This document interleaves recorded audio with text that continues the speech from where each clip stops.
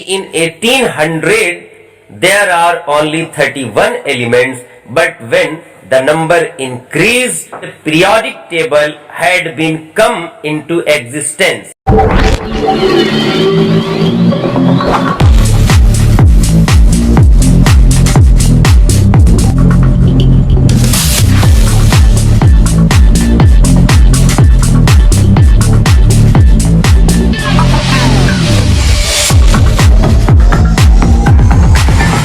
Hello my dear students, how are you. जैसा कि आपने इससे पहले वाला चैप्टर बहुत ही खूबसूरती से फिनिश कर लिया है, अब हम आज शुरू करने वाले हैं एक दूसरा chapter, periodic classification of elements. ये चैप्टर आपका 5वां चैप्टर है, पीरियोडिक क्लासिफिकेशन ऑफ एलिमेंट्स। तो अब हम यहाँ से शुरू करते हैं। बेसिकली 1800 ईस्वी में there are only 31 elements discovered or found in the nature।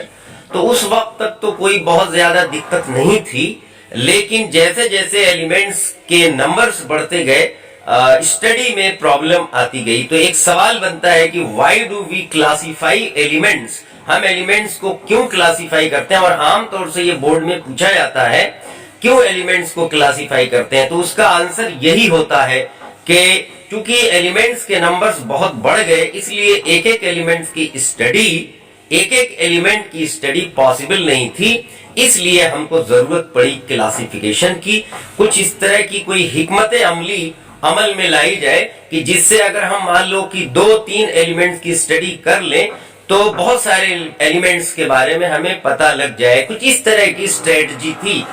तो ये जो स्ट्रेटजी अपनाई गई, इसी को हम कहते हैं क्लासिफिकेशन ऑफ एलिमेंट्स और methods of classification of elements.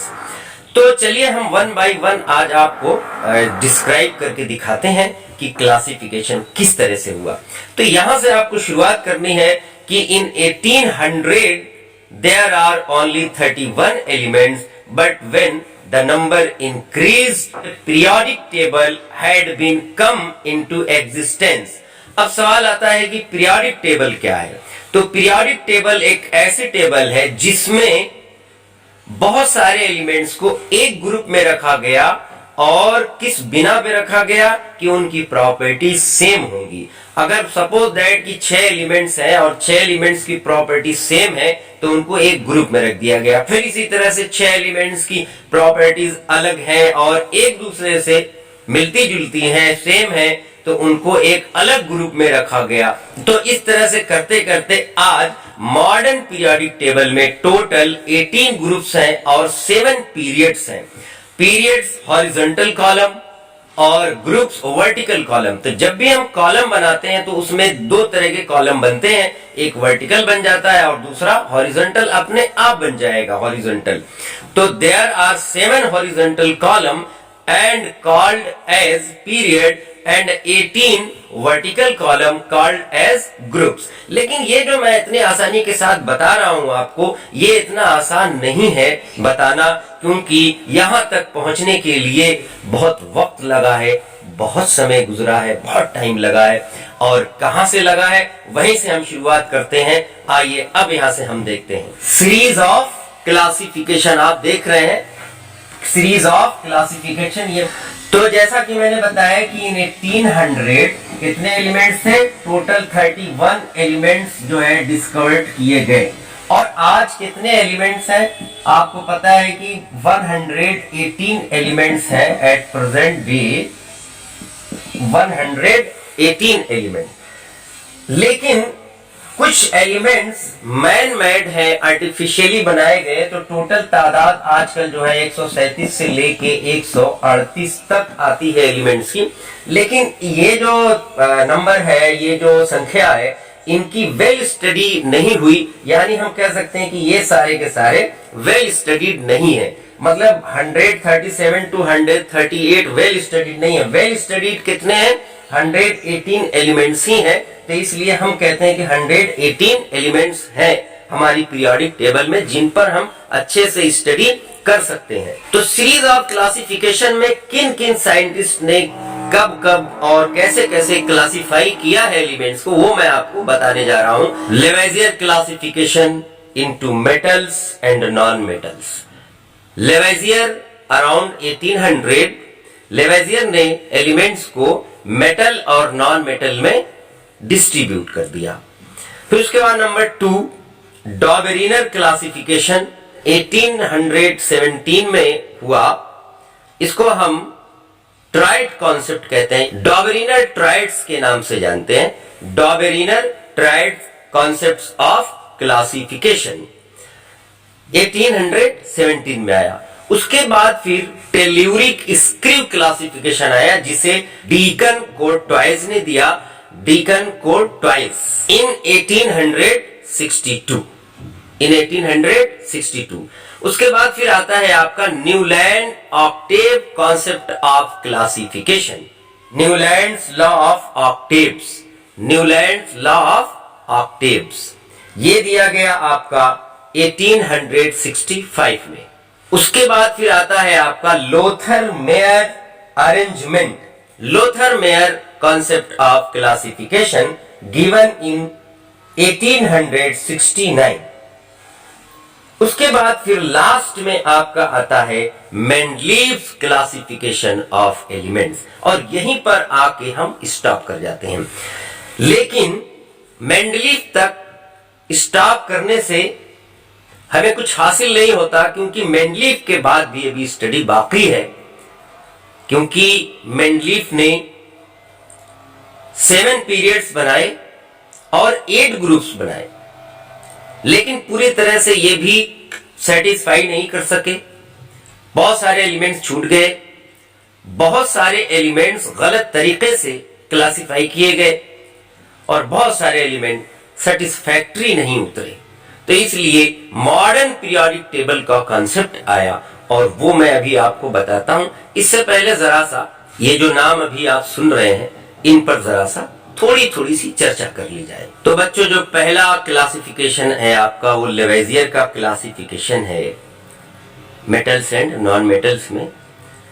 बहुत सारे बाद में एलिमेंट्स देखे गए जो न तो मेटल्स थे और न ही नॉन मेटल थे, वो मेटलाइट कहलाए, तो उनके बारे में लेवेजियर ने नहीं बताया, इसलिए ये क्लासिफिकेशन स्टॉप कर गया। उसके बाद दूसरा जो है डॉबेरिनर कॉन्सेप्ट आया। डॉबेरिनर कॉन्सेप्ट में, डॉबेरिनर कॉन्सेप्ट क्या कहता है, जरा गौर से आप सुने। He arranged similar elements in the groups of 3। उन्होंने 3 एलिमेंट्स का ग्रुप बनाया। डॉबेरिनर ने 3 एलिमेंट्स का ग्रुप बनाया।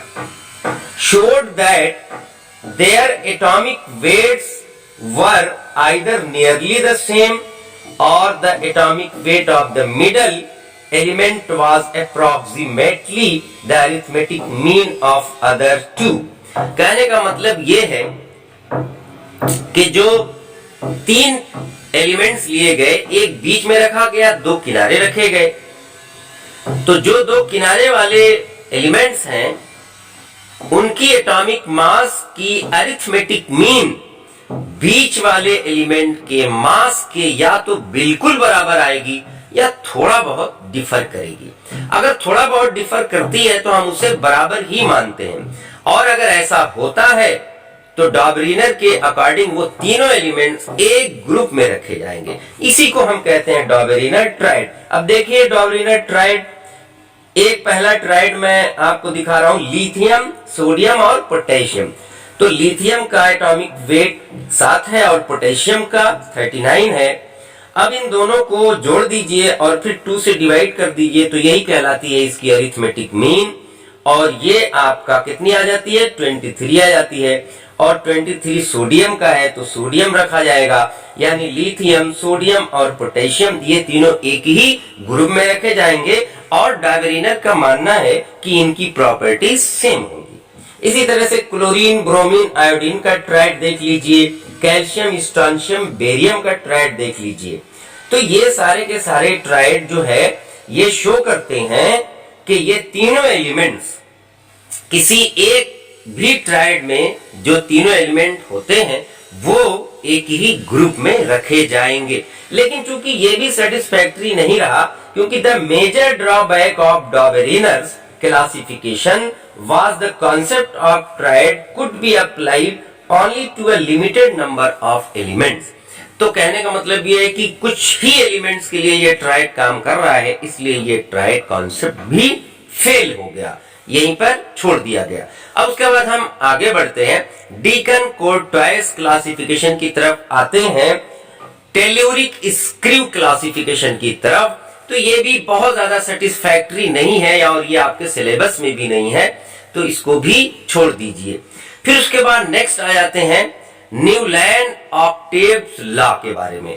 न्यूलैंड ने क्या किया, ये जो सरगम होती है, म्यूजिक होती है सरगम, सारे गामा पाधा निसा, सारे गामा पाधा निसा लिखिए आप, सा रे ग म प धा नी सा, और एलिमेंट्स लिखना शुरू कर दीजिए यहां से। तो देखिए lithium, beryllium, boron, carbon, nitrogen, oxygen, fluorine.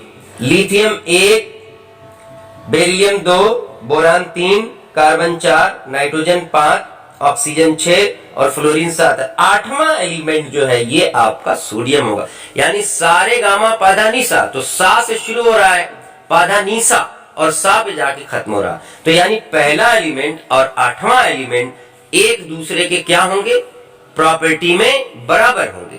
तो इस तरह से करके न्यूलैंड ने भी ये सरगम पर यानी सारे गामा पाधा निसा पर इन्होंने एलिमेंट्स को अरेंज किया, इसी को हम ऑक्टेव कहते हैं। देखिए ऑक्टेट और ऑक्टेव में फर्क होता है। ऑक्टेट की स्पेलिंग क्या है, OCTET, ऑक्टेट। ऑक्टेट का मतलब भी 8 और ऑक्टेव का मतलब भी 8, लेकिन ऑक्टेट वाला जो 8 होता है वो किसने दिया था, लेविस एंड कोसेल ने दिया था कि लास्ट में 8 इलेक्ट्रॉन अगर होते हैं किसी भी एलिमेंट के लास्ट ऑर्बिट में तो उसका ऑक्टेट कहलाता है।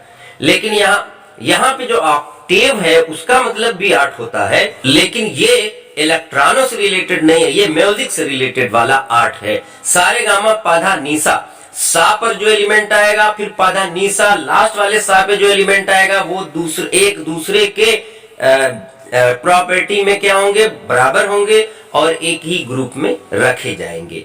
तो इस तरह से न्यूलैंड ने भी बहुत कोशिश की और कैल्शियम तक जाके ये भी फेल हो गए। कैल्शियम के बाद फिर बहुत सारे एलिमेंट्स वो अरेंज नहीं कर पा रहे थे, तो वो भी हार गए। और फिर उसके बाद एक दूसरा कॉन्सेप्ट आया क्लासिफिकेशन का, जिसको हम क्या कहते हैं, Lothar Meyer classification, Lothar Meyer concept of classification. Lothar Meyer के बारे में जरा सा सुन लीजिए। लोथर मेयर बहुत ही एक तरह से कहा जाता है कि बहुत बदकिस्मत, बहुत बैड लकी मैन थे, क्योंकि उन्होंने जो पीरियोडिक टेबल अरेंज की थी वो पीरियोडिक टेबल छप नहीं पाई, पब्लिश नहीं हो पाई, वरना आज स्टडी और भी आसान होती। आखिर ऐसा क्या था कि छप नहीं पाई? तो लोग कहते हैं कि वो बैड लक था, कुछ लोग कहते हैं कि छपवाने से पहले मर गए, कुछ लोग कहते हैं कि बहुत टफ थी उनकी पीरियोडिक टेबल, समझ में नहीं आ रही थी किसी की, इसलिए उसे छपवाया नहीं गया। एनीवे कुछ भी जो कुछ भी हो, लेकिन बस किसी तरह से वो छप नहीं पाई, वो आ नहीं पाई हम तक पूरी तरह से, इसलिए हम लोथर मेयर के कंट्रीब्यूशन को जान नहीं पाए कि आखिर वो कंट्रीब्यूशन क्या है। हालांकि बहुत बड़ा कंट्रीब्यूशन है जो कि मेंडलीफ को भी शायद वो चकमा दे देता। ये साइंटिफिक एक हादसा है, अब क्या कहा जाए उसको छोड़िए। बहरहाल लोथर मेयर ने क्या किया था, उन्होंने सिलिंड्रिकल पीरियोडिक टेबल बनाई थी, वॉल्यूम और मास पर बेस्ड सिलिंड्रिकल पीरियोडिक टेबल। लेकिन फिर उन्होंने एलिमेंट्स को अरेंज किया और उसके आगे की स्टडी पता नहीं लग पाई कि क्या हुआ, क्योंकि वो पूरी तरह से पब्लिश नहीं हो पाया। उसके बाद फिर मेंडलीफ आए, Mendeleev came into existence and he shake the world of chemistry and science. उन्होंने पूरी केमिस्ट्री की दुनिया को हिला के रख दिया। और क्यों हिला के रख दिया? क्योंकि उन्होंने एक लॉ दिया जिसको हम कहते हैं Mendeleev periodic law. Mendeleev periodic law में यह बताया गया कि the chemical and physical properties of elements are the periodic function of their atomic weight. फिर से एक बार सुनिए, the physical and chemical properties of elements are the periodic function of their atomic weight. ये कहा जाता है कि जब ऊपर से लेकर उन्होंने ऊपर से नीचे की तरफ अरेंज किया था एलिमेंट्स को पीरियोडिक टेबल में, जो उन्होंने खुद की पीरियोडिक टेबल बनाई थी, तो जब ऊपर से नीचे हम चलते हैं तो एक एलिमेंट का जो एटॉमिक मास है, जो उसके बाद दूसरा जो एलिमेंट आएगा उसका एटॉमिक मास, उन दोनों में एक पीरियोडिक फंक्शन है। यानी जब तीसरा आएगा उसमें भी एक पीरियोडिक डिफरेंस होगा, यानी ये डिफरेंस एक फिक्स होगा। जैसे कि मैं आपको एटॉमिक वेट के बजाय अगर एटॉमिक नंबर से ही बात समझाऊं तो आप देखिए, जैसे मान लीजिए लिथियम है, लिथियम का एटॉमिक नंबर 3 है, लिथियम के बाद क्या रखा गया है, सोडियम रखा गया, सोडियम का 11 है, तो 3 और 11 में 8 का फर्क है, फिर 11 में आप 8 जोड़ दीजिए 19 हो जाएगा। उसके बाद पोटेशियम रखा गया, फिर उसके बाद 19 में आप 18 जोड़ दीजिए तो कितना हो जाएगा, 9 8 17 और 1 1 2 1 3 37 हो गया, यानी 37 वाला कोई आएगा रूबीडियम। फिर उसी तरह से उसमें 18 जोड़ दीजिए 37 में, तो 37 और 18 8 7 15 और 3 1 4 1 5 55 वाला कुछ आ जाएगा, तो सीजियम आ जाएगा। तो इस तरह से पीरियोडिक फंक्शन है।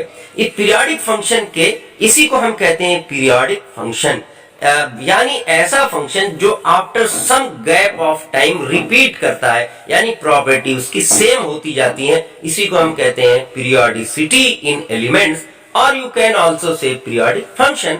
तो ये एटॉमिक, लेकिन ये मैं जो बता रहा था ये एटॉमिक नंबर का पीरियोडिक फंक्शन बता रहा था, इसी तरह से एटॉमिक वेट का पीरियोडिक फंक्शन है, और उसी पीरियोडिक फंक्शन पर ये सारे के सारे एलिमेंट्स अरेंज किए गए, मेंडलीफ ने अरेंज किया और 8 ग्रुप बनाए मेंडलीफ ने और 7 पीरियड बनाया। तो मेंडलीफ की पीरियोडिक टेबल आप देख लीजिएगा, ये देखिए आपकी स्क्रीन पे पीरियोडिक टेबल आ रही है, इसको आप जरा गौर से देखिए कि इसमें कितने ग्रुप हैं, 8 ग्रुप हैं, इसी को हम मेंडलीफ की पीरियोडिक टेबल कहते हैं।